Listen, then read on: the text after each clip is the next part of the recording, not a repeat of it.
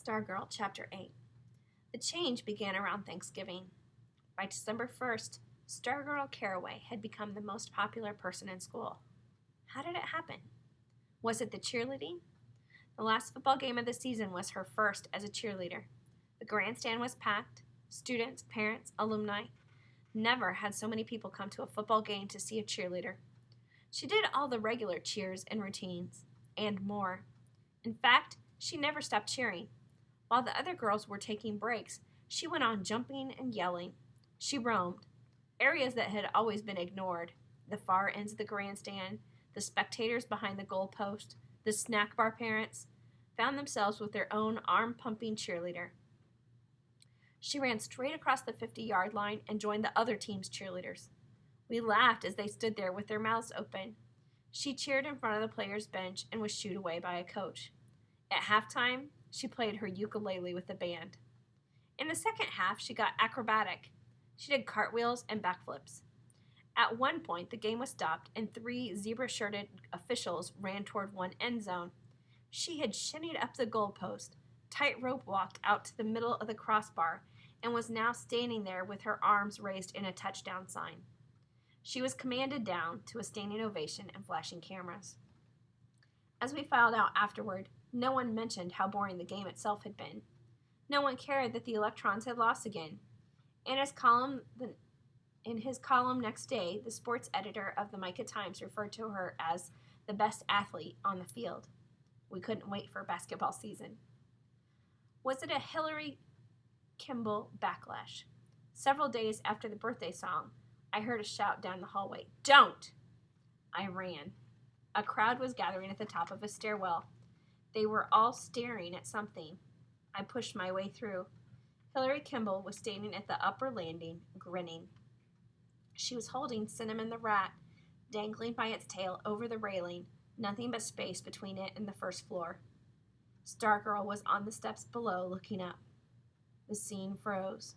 The bell for the next class rang. Nobody moved. Stargirl said nothing, merely looked. The 8 toes of Cinnamon's front paws were splayed apart. Its tiny, unblinking eyes were bulging, black as cloves. Again, a voice rang out, "Don't, Hillary!" Suddenly, Hillary dropped it.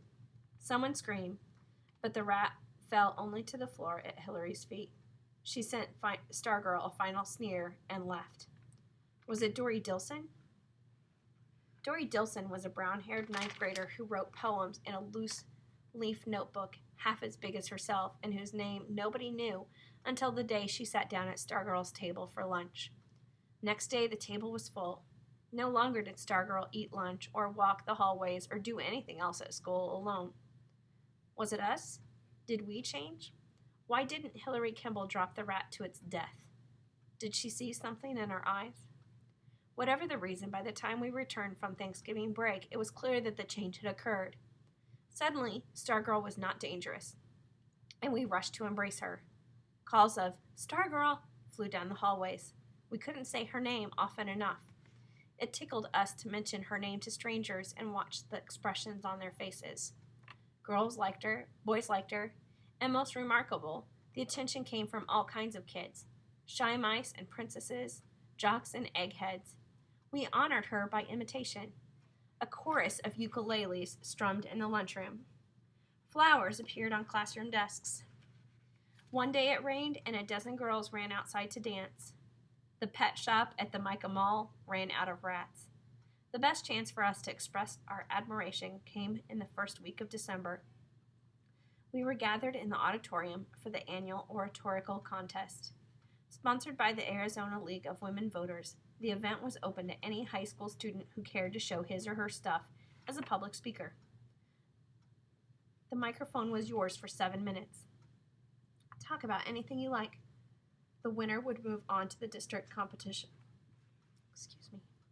Usually only 4 or 5 students enter the contest at MAHS. That year there were 13, including Stargirl. You didn't have to be a judge to see that she was far and away the best.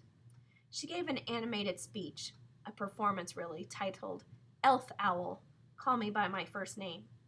Her gray-brown homesteader's dress was the color of their subject. I couldn't see her freckles from the audience, but I imagined them dancing on her nose as she flicked her head this way and that. When she finished, we stomped on the floor and whistled and shouted for more. While the judges went through the charade of conferring, a film was shown. It was a brief documentary about the previous year's state finals. It featured the winner, a boy from Yuma. The most riveting moments of the film came not during the contest, but during its aftermath. When the boy arrived back at Yuma High, the whole school mobbed him in the parking lot.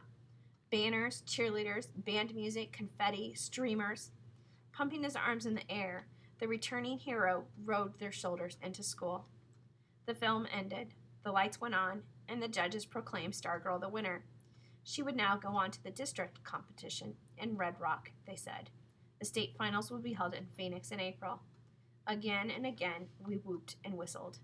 Such was the acclamation we gave her in those last weeks of the year. But we also gave something to ourselves.